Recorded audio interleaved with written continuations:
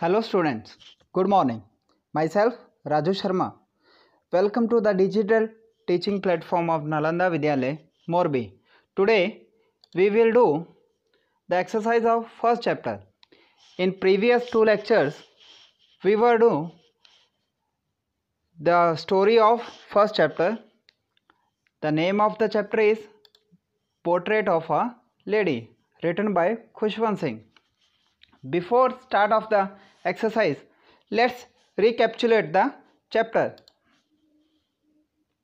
In this story, the author draws a pen portrait of his grandmother. He beautifully unfolds his relationship with her. The author told us that his grandmother was very old lady with a wrinkled face. She was deeply religious lady. In the initial years of his life, the author was living with his grandmother in the village. His grandmother used to wake him up in the morning and get him ready for school. She would hand over to him all the things he required in the school. After having thick stale chapatis with butter and sugar for breakfast, he used to leave for the school. The turning point in their friendship came when they moved to the city. Though they shared the same room, his grandmother no longer accompanied him to the school. As years rolled, they saw less of each other. Her grandmother didn't like English education. She was disappointed because in his school, in the school of author, there were a teaching of music. Actually, she hated music. When the author started going to the university, he was given a room of his own. It resulted in furthering the gap between them. Now, grandmother accepted her loneliness and rarely spoke to anyone. All day long, she sat spinning the wheel and reciting her prayers. The author decided to go abroad for higher studies. He was sure that his grandmother would be upset at his departure. After the 5 years, when author came to India, she saw that his grandmother as old as ever. She remained absorbed in her prayers. Even that day, the happiest moment for her was feeding the sparrow. Though diagnosed with a mild fever by the doctor, the grandmother knew that her end was too near. She decided to spend the last few hours of her life reciting prayers and telling the beads. Soon her lips stopped moving and she died. Even the sparrows tribute to grandmother. So in this chapter, actually author describe his grandmother, the nature of his grandmother and his relationship with his grandmother. Now we will do the question answer of this chapter. Let's start. First question. The three phases of the author's relationship with his grandmother before he left the country to study abroad. Out of country पढ़ने जाने से पहले author के जो हैं खुशवंत सिंह के अपनी दादी के साथ जो रिलेशन थे वो कैसे थे, उनके 3 फेज के बारे में हमें बताना है. The 3 phases of the author's relationship with his grandmother before he left the country to study abroad are: first, childhood, when he went to the village school and the grandmother helped him to get ready and went to the school with him. सबसे पहला stage कौन सा था? जब खुशवंत सिंह जो हैं वो बहुत छोटे थे और दादी माँ उनको स्कूल जाने के लिए तैयार करती थी और उनके साथ ही स्कूल में जाती थी. बॉयहुड, जब खुशवंत सिंह थोड़े बड़े हुए. When he went to the city school, जब वो शहर में शिफ्ट हो गए. he shared a room with grandmother, but she could no longer help him in his studies. अब दोनों एक ही रूम में रहते थे, लेकिन दादी माँ जो हैं वो स्टडी में खुशवंत सिंह की हेल्प नहीं कर पाती थी। उसके बाद थर्ड स्टेज कौन सा आता है, जब खुशवंत सिंह जो हैं अपनी फर्दर स्टडी के लिए यूनिवर्सिटी जाते हैं। When he went to the university and was given a room of his own, the common link of their friendship was snapped. तो अब क्या होता है, अब यूनिवर्सिटी में खुशवंत सिंह को अलग से रूम दिया जाता है, तो दादी माँ के साथ उनका फ्रेंडशिप जो था थोड़ा टूट जाता है। अब वो रेगुलरली इंटरवल पे मिल नहीं पाते हैं।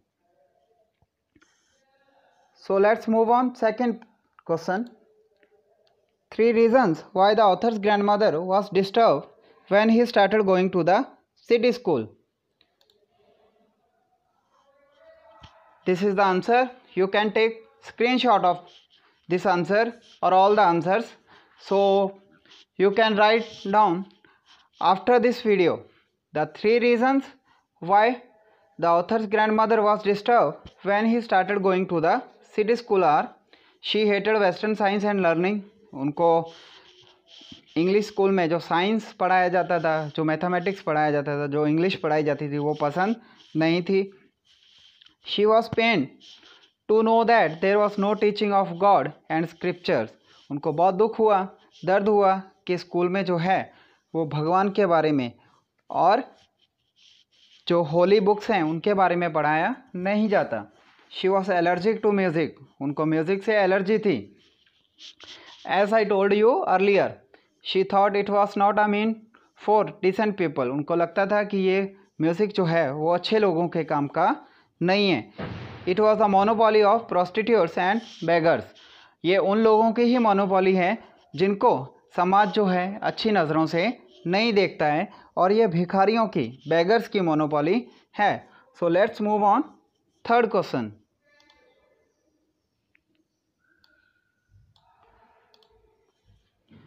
3 ways in which the author's grandmother spent her days after he grew up. जो खुशवंत सिंह है, जब वो बड़े होते हैं तो दादी जो हैं वो अपना टाइम जो है वो कैसे स्पेंड करती हैं। She lived alone in her room. वो अकेली अपने रूम में रहती हैं।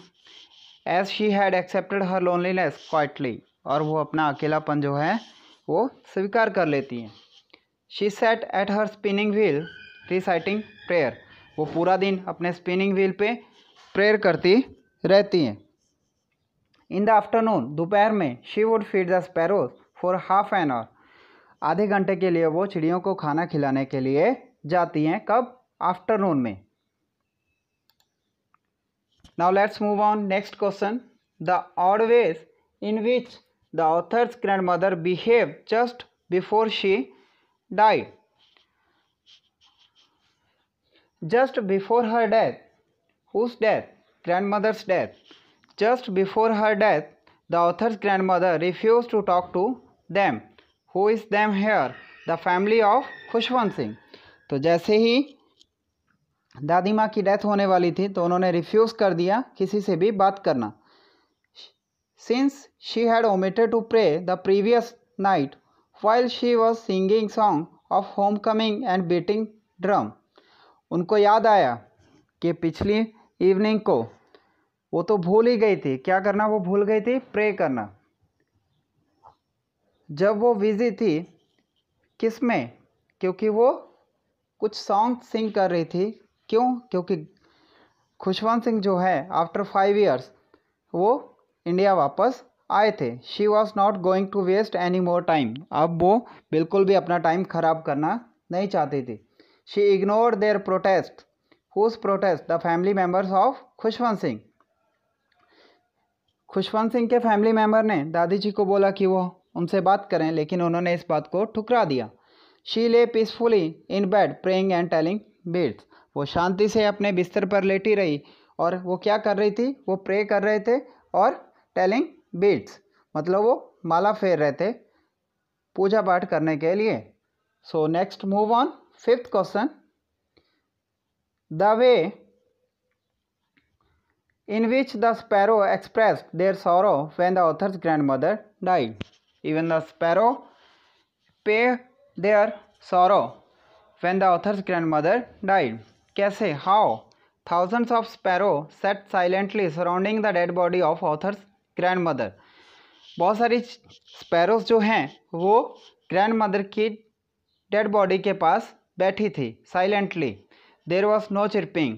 वो बिल्कुल भी चहचहा नहीं रही थी. The author's mother threw some crumbs of bread to them. Author की मदर ने क्या किया? ब्रेड के छोटे छोटे पीस कर कर किसकी तरफ थ्रो किए? स्पैरोज की तरफ.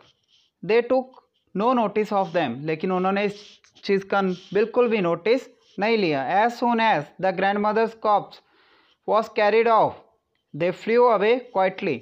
जब उन लोग ऑथर और उनके फैमिली मेम्बर्स दादी माँ की डेड बॉडी को वहाँ से ले गए, तब वो स्पैरोज जो थी वो वहाँ से आराम से शांति से चली गई. दस the sparrow express their sorrow. इस तरीके से स्पैरोज ने जो है वो अपने दुख को व्यक्त किया. So now talking about the text, long question answer. Let's see the first question. The author's grandmother was a religious person. What are the different way in which we came to know this. हमें कैसे पता चलता है कि author की जो grandmother थी वो बहुत ही रिलीजियस पर्सन थी. Now let's see the answer. The author's grandmother was a deeply religious lady. we come to know this through the different ways of her behavior. हमें उनके बिहेवियर से पता चलता है कि वो बहुत ही डीपली रिलीजियस लेडी थी. She visited the temple every morning and read scriptures. वो हर रोज़ मंदिर जाती थी और धार्मिक किताबें पढ़ती थी. At home she always mumble inaudible prayer and keep telling the beads of her rosary. वो हमेशा माला फेरती रहती थी और इन ऑडिबल वॉइस में हमेशा ही वो प्रेयर करती रहती थी. She would repeat prayer in sing song manner while getting the writer ready for school. Even जबकि वो राइटर को, खुशवंत सिंह को, स्कूल के लिए तैयार कर रही होती थी, तब भी वो जो है लगातार कंटिन्यूसली वो प्रेयर करती रहती थी. She hope that he would learn it by heart. उनको लगता था कि शायद खुशवंत सिंह जो है वो प्रेयर को बहुत अच्छे से सुन रहे हैं, पर ऐसा होता नहीं था. She didn't like English school as there was no teaching of God and scripture. उन्हें बिल्कुल भी अच्छा नहीं लगता था. क्या चीज़? इंग्लिश स्कूल, क्योंकि वहाँ पर गॉड और स्क्रिप्चर्स के बारे में, होली बुक्स के बारे में बिल्कुल भी पढ़ाया नहीं जाता. Even while spinning wheel she would recite prayer. जब वो अपना चरखे पे अपना काम कर रही होती थी स्पिनिंग व्हील पे, तब भी वो हमेशा अपनी प्रेयर जो है वो रिसाइट करती रहती थी. It was on the evening prior to her death when she felt overexcited while celebrating the arrival of her grandson with song and beating of drums. She continued praying and telling beads of her rosary till her last breath. तो सिर्फ एक बार ही वो जो है prayer करना भूल गई थी. कौन? ग्रैंडमदर. कब?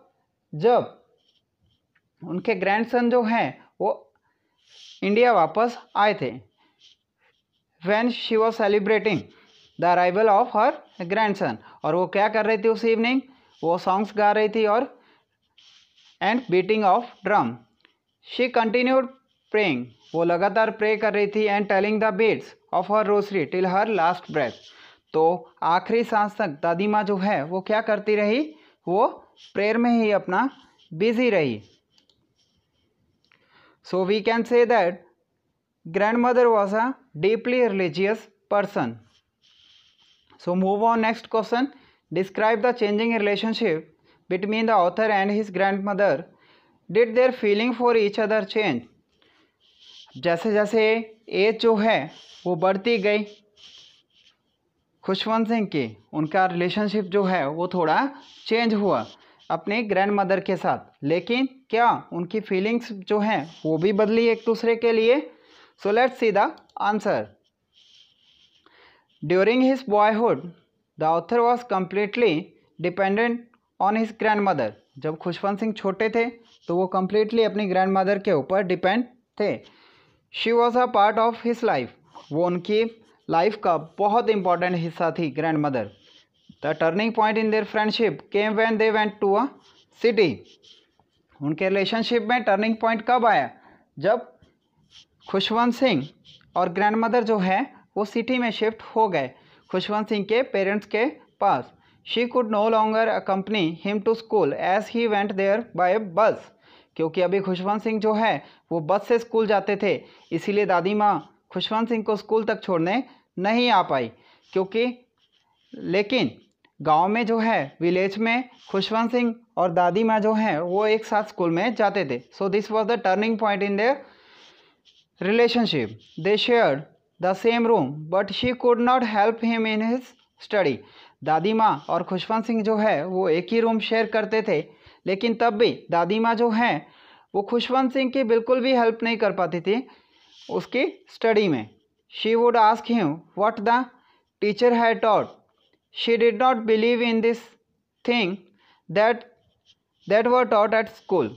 वो अक्सर ही खुशवंत सिंह से पूछती थी कि आज टीचर्स ने स्कूल में क्या पढ़ाया, क्या सिखाया। जो चीज़ें इंग्लिश स्कूल में सिखाई जाती थी उसमें दादी जी का बिल्कुल भी बिलीव नहीं था। She was distressed that there was no teaching about God and the scriptures. वो बहुत डिसअपॉइंटेड होती थी क्योंकि स्कूल में जो है वो भगवान के बारे में और स्क्रिप्चर्स, होली बुक्स के बारे में बिल्कुल भी सिखाया नहीं जाता। She felt often that music was also being taught. उनको बहुत दुख लगा जब उनको पता चला कि इंग्लिश स्कूल में म्यूज़िक भी बच्चों को सिखाया जाता है। She express her disapproval silently. शांति से उन्होंने अपनी चुप्पी के साथ इस चीज़ को डिसअप्रूव किया कि बच्चों को स्कूल में म्यूज़िक जो है वो सिखाया जाता है।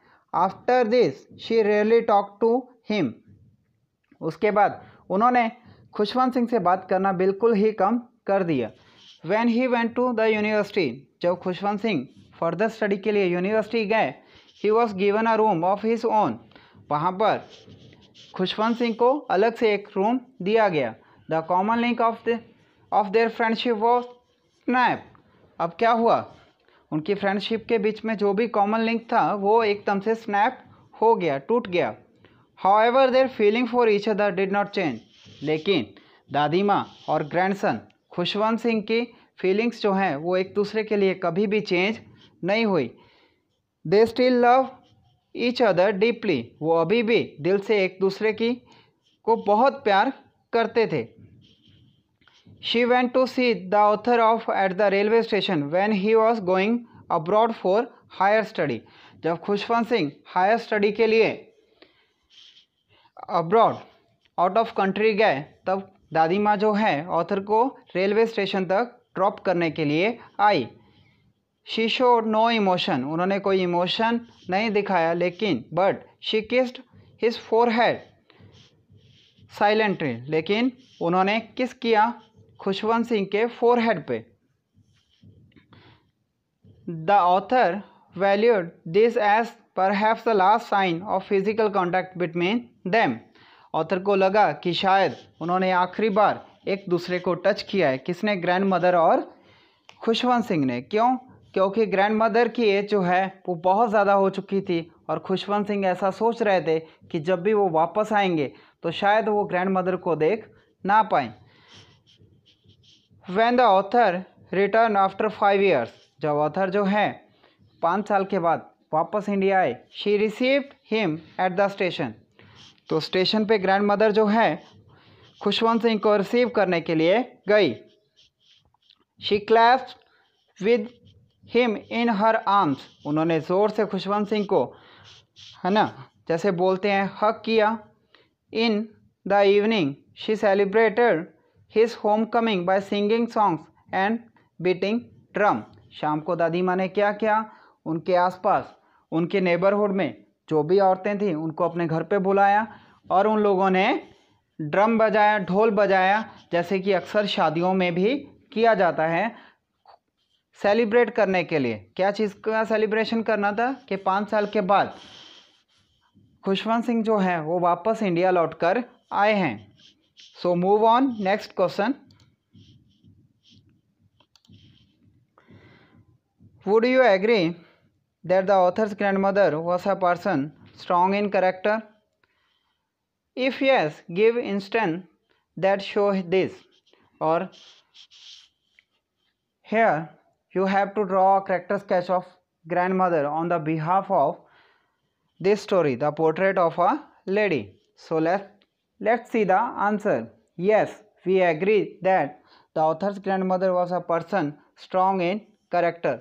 हम कह सकते हैं कि दादी माँ जो थी वो बहुत ही स्ट्रॉन्ग कैरेक्टर थी.